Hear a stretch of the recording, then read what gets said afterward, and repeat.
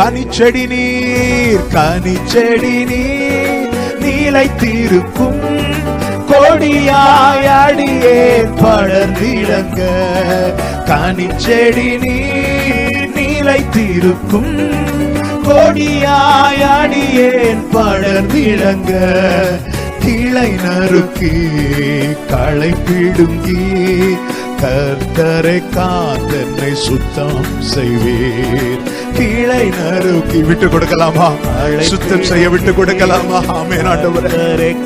ஒரு விசை கூட கனிச்செடி நீர், கனிச்செடி நீர், நீலைத்திருக்கும் கொடியாய் அடியேன் படர்ந்திடங்க.